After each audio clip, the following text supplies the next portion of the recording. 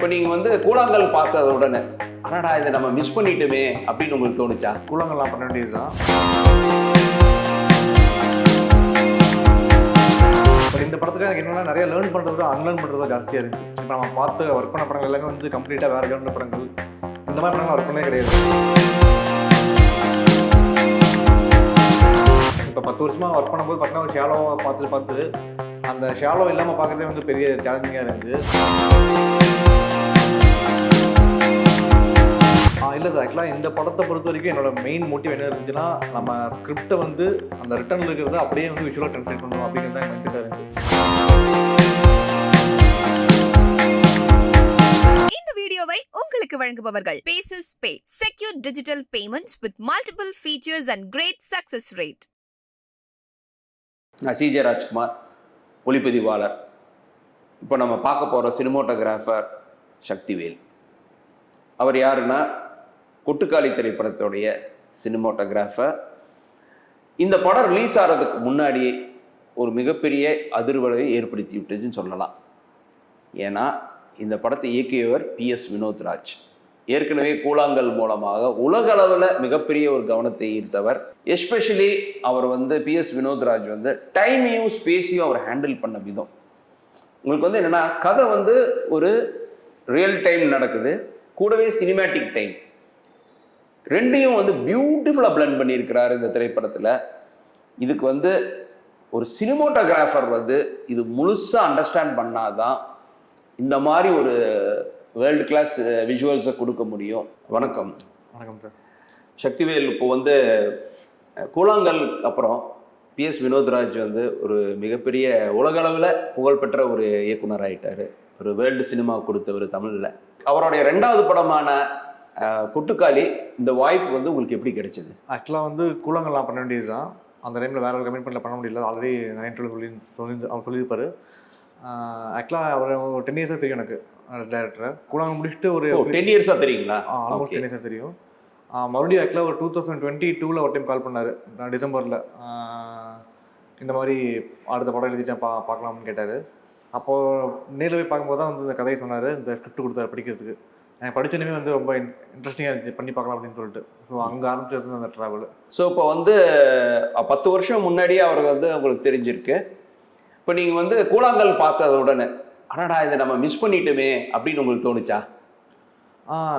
ஆக்சுவலாக ஸ்டார்டிங்கில் தோணுது. பட் அதுக்கப்புறம் வந்து ஓகே, பட் என்னோட கமிட்மெண்ட்டாக தான் பண்ண முடியல அந்த படத்தை.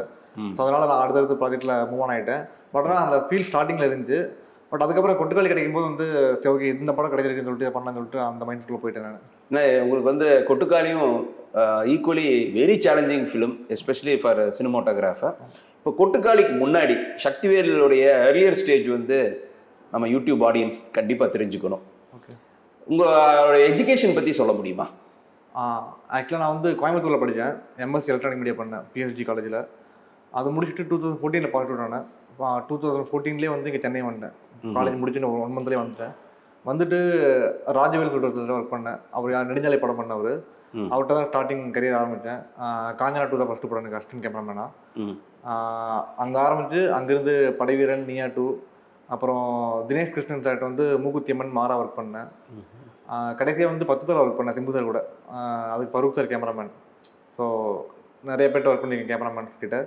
நிறைய ஆர்ட்ஸ் ஒர்க் பண்ணியிருக்கேன், அட்வர்டைஸ்மெண்ட்டு, டாக்குமெண்ட்ரிஸு, ஃபீச்சர் ஃபிலிம் பார்த்தீங்கன்னா இதுதான் மட்டும் ஒர்க் பண்ணியிருக்கேன். இதுதான் ட்ராவல். Okay okay.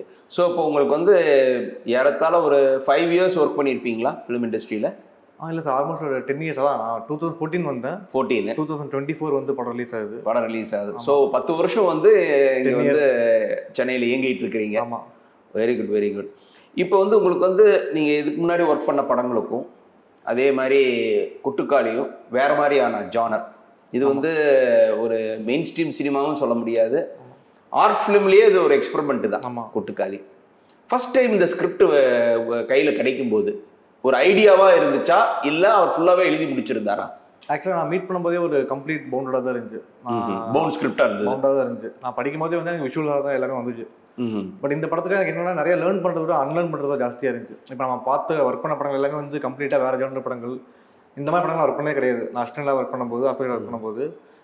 ஸோ அதுக்காக வந்து நிறைய அன்லேர்ன் பண்ண வேண்டியது இருந்துச்சு இந்த படத்துக்காக. இப்போ நம்ம நீங்கள் வந்து லேர்னிங் விட Unlearning இதுல பண்றது. அன்லேர்னிங் ப்ராசஸ் ஆமா. தான் இருந்திருக்கு. வெரி குட், So வெரி அது குட். பயங்கர சேலஞ்சிங்காக இருந்துச்சு ஒரு சினிமோட்டோகிராஃபர் எனக்கு. ஏன்னா இப்போ வந்து நம்ம ஜென்ரலாக டாப் லைட்ல ஷூட் பண்ண மாட்டோம் நிறைய படங்கள் வந்து. நம்ம அந்த டைம்ல உள்ள போய் இன்டீரியர் போயிடுவோம். பட் இந்த படமே வந்து பார்த்தீங்கன்னா கம்ப்ளீட் டாப் லைட் தான். ஸோ அதுக்காக வந்து மென்டலாக ப்ரிப்பேர் ஆக வேண்டியதாக இருந்துச்சு. இன்னொன்று நான் அந்த படத்தில் ஃபில்டர்ஸ் யூஸ் பண்ணவே இல்லை. என்டி ஆகட்டும் பிஎல் எதுவுமே யூஸ் பண்ணவே இல்லை. கம்ப்ளீட்டாக நேக்கடாக தான் போனோம். என்ன ரீசன் அப்படின்னா நம்ம பார்க்கும்போது எப்படி இருக்குமோ அந்த மாதிரி இருக்கும்னு சொல்லிட்டு ஒரு பிளான். நம்ம ஃபோர்கிரவுண்டு ஃபோக்கஸில் இருக்கணும், டெப்த்லையும் ஃபோக்கஸில் இருக்கணும்னு சொல்லிட்டு நம்ம ஆல்ரெடி பேசினோம். ஸோ அந்த ரீசனுக்காக வந்து ஃபில்டர்லாம் ஷூட் பண்ணோம்.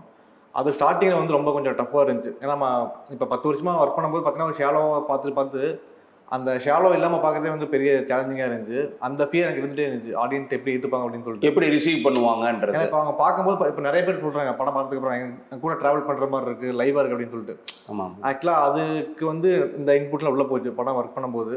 ஸோ அந்த விஷயங்கள் வந்து ரொம்ப சேலஞ்சிங்காக இருந்துச்சு எனக்கு ஸ்டார்டிங்கில். இப்போ நீங்கள் ஷூட்டிங் போகிறதுக்கு முன்னாடியான விஷயங்களே பேச வேண்டியது இருக்குது. இப்போ வந்து இந்த படத்துக்கான லொக்கேஷன் உங்களுக்கு வந்து ஏன்னா இது வந்து பயணம் இருக்குது, ஒரு நீண்ட பயணம் தான் அந்த படம். இப்போ அவருடைய போன படத்துலையாவது வாக்கிங்கு, இதில் வந்து பார்த்தீங்கன்னா வெஹிக்கிளோடைய பயணம் இருக்குது சரிங்களா. இது வந்து ஒரு கண்டினியூஸ் பயணம் வேறு. இப்போ லொக்கேஷன் வந்து பார்க்கும்போது உங்களுக்கு வந்து ரொம்ப ஸ்ட்ரெஸ்ஃபுல்லாக இருந்ததா, அதுக்கு சரியாக அமைஞ்சுதா உங்களுக்கு? ஆக்சுவலாக இந்த படம் கம்ப்ளீட்டாகவே வந்து ஒரு மாதிரி எப்படி சொல்கிறது, ஒரு பயங்கரமான சேலஞ்சிங்கான நீங்கள் சொன்ன மாதிரி. நாங்கள் ஸ்கிரிப்ட் படிக்கும்போதே வந்து அது லொக்கேஷன் வந்து மெயின் ஒரு பேக்ட்ராப்பாக இருக்கும். அப்போ ஒவ்வொரு லொக்கேஷனும் பார்த்தீங்கன்னா ரொம்ப அவங்க ஆல்ரெடி ஒரு பார்த்துட்டு இருந்தாங்க ஒரு லொக்கேஷன். சில லொக்கேஷன் கிடைக்காம இருந்துச்சு. பட் நாங்கள் போய் ட்ராவல் பண்ணும்போது பார்த்தீங்கன்னா அது கிடைக்கும் போது ஒவ்வொரு லொக்கேஷன் கிடைக்கும் போது பயங்கர ஹாப்பினஸாக இருக்கும். ஓகே இது கரெக்டாக இருக்கும் அப்படிங்கிற மாதிரி.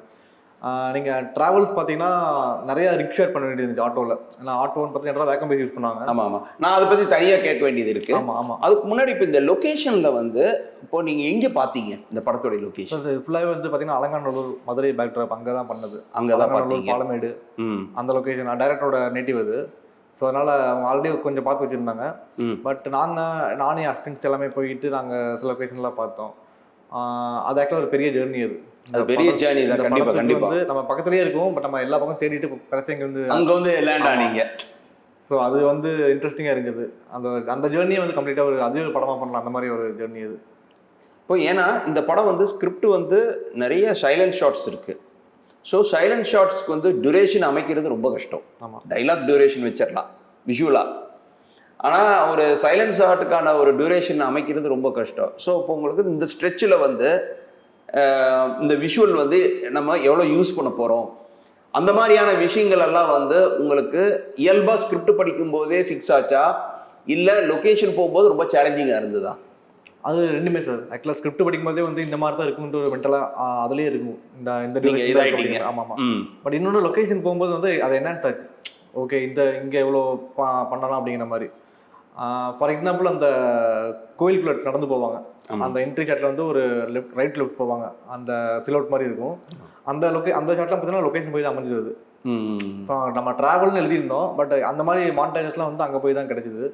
ஸோ அந்த மாதிரி ஆகட்டும். அப்புறம் அந்த கிளைமேக்ஸ் வந்து அந்த நடந்து போவாங்க டுவர்ட்ஸ் அந்த மிரர் ஷாட்டு, அப்புறம் அந்த விண்டோ ஷாட்லாம் இருக்கும். அது எல்லாமே வந்து லொக்கேஷன் போய் தான் அமைஞ்சது. அந்த ஷாட் எல்லாமே லொக்கேஷன் தான். அதெல்லாம் அங்கே வந்து உங்களுக்கு வந்து கிரியேட்டிவிட்டி. ஆமாம், அது அங்கே போயிட்டு நம்ம ஸ்பாட்டில் உங்களுக்கு கிடைச்சிருந்தது. இதில் எனக்கு ஒரு சக ஒளிப்பதிவாளராக எனக்கு ரொம்ப பிடிச்சது வந்து இந்த படத்துடைய க்ளோஸ்அப்ஸ். ஏன்னா அந்த படம் ஃபுல்லாக ஒயிட் ஷாட்ஸ் தான். ஆமாம். ஆனால் க்ளோஸ்அப்ஸ் வரும்போது அது வந்து அந்த கேரக்டர் வந்து ஆடியன்ஸ் கூட ஒரு டீப் கனெக்ட் வந்துச்சு. எஸ்பெஷலி நீங்கள் வந்து இந்த ஸ்கின் டோன் இதெல்லாமே வந்து பார்த்தீங்கன்னா ரொம்ப நியூட்ரலாக பண்ணியிருந்தீங்க. க்ரீன் வந்து பொதுவாக டிஐயில் போய் எல்லோரும் என்ஹான்ஸ் பண்ணுவாங்க. இதில் பல கிரேடேஷன் ஆஃப் க்ரீன்ஸ் வந்து பார்க்க முடிஞ்சுது. ஸோ இதெல்லாம் டெசிஷன் வந்து நம்ம வந்து நீங்கள் அந்த டிஐ டூல் இருக்கும்போது கொஞ்சம் என்ஹான்ஸ் பண்ணி பார்க்கலாமே அப்படின்னால உங்களுக்கு தோணுச்சா? இல்லை சார், ஆக்சுவலாக இந்த படத்தை பொறுத்த வரைக்கும் என்னோட மெயின் மோட்டிவ் என்ன இருந்துச்சுன்னா, நம்ம ஸ்கிரிப்டை வந்து அந்த ரிட்டர்னில் இருக்கிறத அப்படியே வந்து விஷுவலாக ட்ரான்ஸ்லேட் பண்ணணும் அப்படிங்கிறது தான் மைண்ட் செட்டாக இருந்துச்சு. ஏன்னா அது சினிமாட்டிக்காக பண்ணியிருந்தோம் அப்படின்னா கம்ப்ளீட்டாக இப்போ பார்க்குற படமாக இருந்திருக்காது. கண்டிப்பாக ஃப்ரம் த சூசிங் ஆஃப் லென்ஸ்ல இருந்து அந்த ஃபில்டர் போட வேணாங்கிற ஆப்ஷன்ஸ்லேருந்து எல்லாமே வந்து இந்த படத்துக்கான ஒரு ஸ்டோரிலிங்கை தான் நான் பார்த்தேன் நான். ஸோ அதனால் டிஐ கூட நம்ம ரொம்ப எதுவுமே பண்ணவே இல்லை, நியூட்ரலாக தான் பண்ணோம். என் கலர்ஸ்ட்டு கூட ரொம்ப கேட்டார், சார் ஓகேவா நம்ம சில பேர் டிஐ பண்ணல அப்படிமா கேட்டுருவாங்க அப்படின்னு சொன்னார். பட் நான் அவர் சொன்னது ஒன்று தான், அது ஓகே பட் நம்ம இந்த படம் வந்து எக்ஸ்பிளைன் பண்ணி பார்க்கலாம், பட் இந்த படம் வந்து கண்டிப்பாக ரெஃபரன்ஸ் ஆகுன்னு சொல்லிட்டு சொன்னேன். பட் இப்போ பார்த்து நிறைய பேர் சொல்கிறது என்னன்னா, இப்போ எங்கள் படம் பார்த்த மாதிரி இல்லை லைவாக இருக்க மாதிரி இருந்துச்சு அப்படிங்கிற சொல்கிறாங்க. அது ஒரு அதான் ஆக்சுவலாக எக்ஸ்பெக்ட் பண்ணுவாங்க படம் பார்த்ததுக்கு பாடின்னு சொல்லணும் அப்படின்னு சொல்லிட்டு. இல்லை, அது காரணம் என்னன்னு நான் பார்க்குறேன்னா, நீங்கள் இப்போ இந்த படத்துடைய லென்ஸ் வந்து என்ன லென்ஸ் யூஸ் பண்ணீங்க, ஒன்று என்ன ஃபோக்கல் லென்த்தில் ஷூட் பண்ணீங்க, குறிப்பாக க்ளோஸ்அப்ஸ்? ஆக்சுவலாக இந்த படத்துக்கு வந்து யூஸ் பண்ண கேமரா வந்து அலெக்ஸா மினி சார். என்ன ரீசன் அப்படின்னா பார்த்தீங்கன்னா நிறைய ஆட்டோக்குள்ள இருந்துச்சு. ஸோ அப்படிங்கும்போது வந்து ஒரு காம்பேக்டாக ஒரு கேமரா பார்த்துருந்தேன். எனக்கு வந்து அலெக்ஸா வந்து ரொம்ப பர்சனல் கனெக்ஷன்ஸு. எதுக்காகனா அதோட டியூரபிலிட்டி அண்ட் யூசர் ஃப்ரெண்ட்லினஸ் அதுக்காக தான் ஷூட் பண்ணேன். லென்ஸ் பார்த்தீங்கன்னா அல்ட்ரா பிரைம் யூஸ் பண்ணேன். ஆக்சுவலாக அல்ட்ரா பிரைம் வந்து நான் நிறைய லென்ஸ் டெஸ்ட் பண்ணி பார்த்தேன். பட் அல்ட்ரா பிரைமில் வந்து எனக்கு இந்த படத்துக்கான ஒரு தன்மை கான்ட்ராஸ்ட், இன்னொன்று வந்து அந்த கிரீன்ஸ் நிறைய இருக்கிறதுனால கிரீன்ஸ் டெஸ்ட் பண்ணி பார்த்தோம். இது கரெக்டாக அந்த மாதிரி ஃபீல் ஆச்சு. அல்ட்ரா வேற என்ன லென்ஸ் டெஸ்ட் பண்ணீங்க? அல்ட்ரா பிரைமோட இது சுப்ரீம் பிரைம் டெஸ்ட் பண்ணி பார்த்தோம். Supreme prime and ultra prime ரெண்டு டெஸ்ட் பண்ணும்போது உங்களுக்கு வந்து கிரீன் வந்து ரொம்ப ரியலிஸ்டிக்கா, கிரீன் ஒன்று, இன்னொன்று வந்து எனக்கு ஆட்டோக்குள்ள ஷார்ட் வைக்கும்போது வந்து டிஸ்ட்ராக்ட் ஆகாமல் சொல்லிட்டு பிளான் பண்ணியிருந்தேன். ஆனால் வைடு போனோம் அப்படின்னா டிஸ்ட்ராக்ட் ஆகும். அதுக்காக பிளான் பண்ணோம். பார்த்தா இது 14 mm வந்து கரெக்டாக இருந்துச்சு. இதில் அல்ட்ரா பிரைமில் 14 mm இருக்கு. ஆமாம், 14 mm வந்து எனக்கு நான் நினைச்ச இமேஜ் வந்துச்சு. ஆமாம், அது வந்து அதுக்கு அந்த ரீசனுக்காக சூஸ் பண்ணேன்.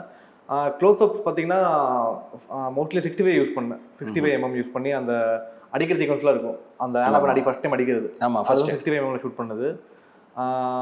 மோஸ்ட்லி 40 mm அண்ட் 65 தான் மோஸ்ட்லி படம் ஃபுல்லாக யூஸ் பண்ணோம். படம் வந்து மேக்ஸிமம் நீங்கள் ஷூட் பண்ணது 40 mm 65 mm. அந்த ஒயிட் ஷர்ட் அதெல்லாம் பார்த்தீங்கன்னா 14 போயிருந்தோம். 14 போயிருந்தீங்க. மாலை அக்கர் சீனு கீழே நடந்து போவார்ல, அது வந்து 14 mm ஷூட். இப்போ இந்த ஆட்டோ ஷாட் அப்படியே ஒரு வைட்ல வச்சிருப்பீங்க படத்துல. அந்த காம்போசிஷன் நல்ல எட்ஜ் டு எட்ஜ் காம்போசிஷன் வந்து இந்த படத்துல நிறைய இருக்கு. ஆமா, அந்த மாடு சீக்வன்ஸ்ல இருக்கும். ஆமா, லெஃப்ட்ல மாடு இருக்கும், ரைட்ல பீப்பிள் இருப்பாங்க. இதுல வந்து படம் முழுதும் நிறைய இடங்கள்ல வந்து எட்ஜ் டு எட்ஜ் காம்போசிஷன் வச்சு சென்டர் பிளாங்கா வச்சிருந்தீங்க. இது வந்து உங்களுக்கு வந்து தமிழ் சினிமால இந்த மாதிரியான விஷுவல் வந்து அதிகமா பழக்கம் இல்லாதது. ஏன்னா ஃப்ரேமை ஃபில் பண்ணணும்னு தான் நினைப்பாங்க. நீங்க வந்து எப்படி இவ்வளவு போல்டா வச்சீங்க? ஆக்சுவலாக இந்த படமே வந்து நிறைய அந்த மாதிரி எக்ஸ்பெரிமெண்டலாக தான் அப்ரோச் பண்ணியிருக்கோம். இப்போ ஃபில்டர் படம் ஷூட் பண்ணதாக இருக்கட்டும், இன்னொன்று லைட்டில் வந்து அவைலபிள் லைட்டில் போய் ஷூட் பண்ணுறதா இருக்கட்டும், அந்த மாதிரி எக்ஸ்பெரிமெண்டலாக தான் பண்ணியிருக்கோம். இன்னொன்று இந்த படத்துக்கு வந்து அது சரின்னு பட்டுச்சு. ஸோ அந்த ரீசன் தான். ஸோ உங்களுக்கு வந்து இது ஒரு படமே ஒரு எக்ஸ்பெரிமெண்டலான ஃபிலிம். ஆமாம். ஸோ சினிமோட்டோகிராஃபி வைஸ் வந்து எக்ஸ்பெரிமெண்ட் பண்ணால் ஒர்க் அவுட் ஆகும். இப்போ நம்ம சைடில் வந்து என்ன பண்ண முடியும்னு பார்த்தா இந்த மாதிரி பண்ண முடியும். இன்னொன்று ஆக்சுவலாக எல்லாமே ஸ்கிரிப்டில் ரிட்டனாக இருந்துச்சு. அது ஆல்மோஸ்ட் எல்லாமே இருந்துச்சு. நமக்கு வந்து அதை எக்ஸ்பெரிமெண்ட்டாக வந்து அதை டிரான்ஸ்லேட் பண்ணுறது வந்து பெரிய சேலஞ்சிங்காக இருந்துச்சு. ஸோ அதுக்காக தான் வந்து பண்ணது அது. இன்னொன்று இதில் ஆட்கள் நிறைய பேர் இருப்பாங்க, ஒரு 13 கேரக்டர் இருப்பாங்க. ஸோ எல்லாத்துலேயுமே ஃபில் பண்ணாமல் நம்ம இப்போ அந்த அடிக்கிற சீக்வன்ஸ்லாம் பார்த்தீங்கன்னா அந்த ஃப்ரேமே ஃபில்டாக இருக்கும். ஸோ அது சீனுக்கு ஏற்ற மாதிரி நாங்கள் ப்ளே பண்ணிட்டோம். இல்லை, அதில் ஒரு பியூட்டிஃபுல்லான ஷாட் இருக்கும். அப்படியே அந்த ஆட்டோ ரிவர்ஸ் ஆகி டாப் ஆங்கிள் எடுத்திருப்பீங்க. ரொம்ப பிரமாதமான ஒரு பொயட்ரியாவே பார்க்க முடியும். தட் இஸ் ரெண்டு பக்கமும் வண்டி இப்படி போகும் ஸ்ட்ரைட்டா, ஆட்டோ மட்டும் ரிவர்ஸ்ல. அதுவும் எஸ்பெஷலி நீங்க அந்த பேர்ட்ஸ் ஐ வியூல வந்து நீங்க ஷூட் பண்ணிருப்பீங்க. அது ட்ரோன்ல ஷூட் பண்ணீங்க? ஆமா சார், ட்ரோன்ல பண்ணோம். மேவிக்ல பண்ணோம். மேவிக்ல நல்ல மேட்ச் ஆயிருந்தது. அங்க இப்போ நீங்க பார்க்க எல்லா ஷாட்டுமே அது எடுத்தது தான், அந்த ரிக்ல எடுத்தது ஷாட்டு தான் இது. அது சினிமோட்டோகிராஃபர் அது பயங்கர சேலஞ்சிங்கா இருந்துச்சு. ரொம்ப லைட்டிங் வந்து ரெண்டு விதம் இருக்கு. லைட் பண்றது வந்து லைட் ரெடியூஸ் பண்றது. அவங்க ரொம்ப கேஷுவலாக விளாண்டுருப்பாங்க, நாங்கள் எங்களுக்கு போகிற பயமா இருக்கும். பட் அவங்க வந்து ஈஸியாக விளாண்டுருப்பாங்க, டாய் மாதிரி விளாண்டுருப்பாங்க. அந்த சீன் வந்து ரொம்ப சேலஞ்சிங்காக எடுக்கும்போது. as a சினிமோட்டோகிராஃபர் நீங்க வந்து என்ன முடிவை ப்ரிஃபர் பண்ணுவீங்க? இல்லை ஆக்சுவலாக ஏன்னா அது என்னோட பர்சனலாக நான் ஃபீல் பண்ணுறேன். நான் இந்த வீடியோ உங்களுக்கு பிடிச்சிருந்தா லைக் பண்ணுங்க, ஷேர் பண்ணுங்க, கமெண்ட் பண்ணுங்க. மறக்காம OH சினிமா சேனலுக்கு சப்ஸ்கிரைப் பண்ணுங்க.